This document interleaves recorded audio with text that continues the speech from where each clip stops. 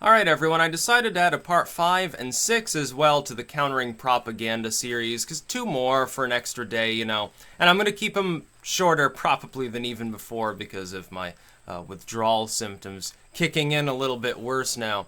But this one is fairly short and sweet anyway. It doesn't take a huge amount of explanation. The fifth method is essentially, can be boiled down to a quote: because this person has uncommon beliefs, they are scum.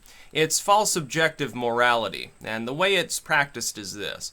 Somebody from the legacy media, the political establishment, whatever, will try to get its proponents, adherents, fans, or generally just anyone it happens to encounter its work, to believe that because someone's views are off of what they falsely deem, they have to shift the goalpost a little, falsely deem to be common sense and centrism, that because somebody's outside of that, it makes them an extremist. This is simply not the case. For example, they say, well, these First Amendment nuts that want people to actually be able to say everything they want to say, well, that would be, technically speaking, according to the Constitution, a centrist opinion. It would be extreme to argue that people should be able to openly, credibly threaten one another and yell fire in a crowded theater. That they should be able to go beyond fighting words and directly threaten to attack one another without repercussion or the possibility of the invocation of self-defense. That would be an extremist opinion. On the Second Amendment, it is not, technically speaking, a centrist opinion to hold that the current level of gun control we have in this country is adequate and fine and perfectly normal. Technically speaking, that's a vaguely center-left argument because we already have significant amounts of gun control in the United States that are, technically speaking, in some cases, not all of it. Some of it has to do with accessories that don't themselves specifically fall under being a firearm or a weapon, and so it's more of a gray area. But insofar as, like, it's required that you get, you can't import certain weapons, that violates the very spirit of free trade along with the Second Amendment, feasibly speaking. The concept that not anyone can manufacture arms would be something that would have been considered a foreign concept in the mid to late 1700s. So you have to create a false centrism first, and then label anyone outside of that to be an extremist. The problem is that would be like saying that somebody who is really pacifistically anti-war would be an extremist. Under certain circumstances, the argument begins to break down and makes literally no sense. But I've seen it used against different groups of people. This was certainly used against the Bernie Sanders fans during the election by the neoliberals. The Clintonian Democrats, with their propaganda apparatus, being most of the media for the most part, attacked Bernie Sanders and his fans and said, well, they're not pragmatic, they can't possibly win because they're like fanatics, they're zealots, they're on the extreme. Specifically speaking, adding one more sacred cow socialist program, while I would oppose it, I would think it was a bad idea, is it really that extreme to suggest single payer? I would say honestly not. We've already got a bunch of other socialist programs in the country. What's the difference between the number that we have now versus adding literally just one more? You can oppose it, you can think that it'd break the spine of the economy because the Democrats wouldn't be willing to do anything other than raise taxes to pay for it. They wouldn't be willing to get rid of a bunch of other bullshit programs that probably work even more crappily. But certainly that's not a particularly extreme position. Now, he's got some extreme positions, yeah. That's not one of them.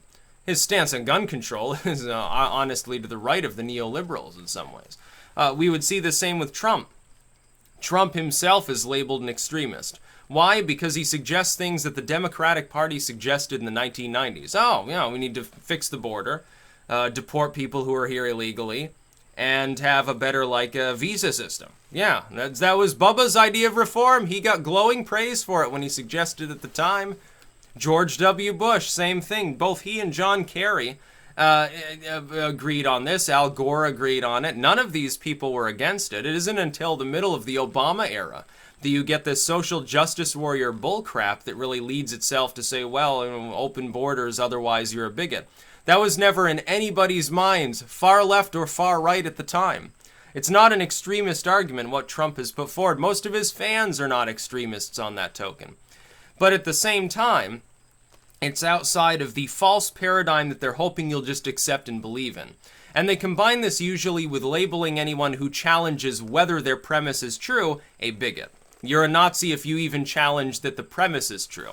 That prevents most people from bothering to argue with them because they either give up, they either say, well, this person's nuts, or they say, well, I'm not willing to be called a Nazi just to, provide a little bit of truth here because, maybe these people are total zealots. Some of them get violent, get Antifa. Antifa are extremists. They consider anybody who has center-right views to be an extremist because they themselves are actually violent individuals. Not all of them, but a large proportion of Antifa members are violent, insane, ignorant individuals. The same would be true in some other militant movements as well. Some of them are right-wing, by the way. The left doesn't have a monopoly on being violent. It just has a monopoly on the legacy media largely excusing its violence under the false premise that they have something to do with anti-fascism. That's the only difference.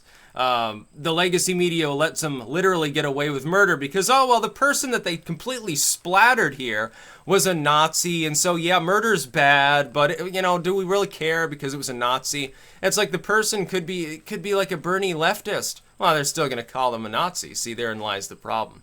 CNN doesn't have a problem with this. They applaud these groups, for which, by the way, they should face repercussions. They should face legal repercussions for supporting such kind of behavior.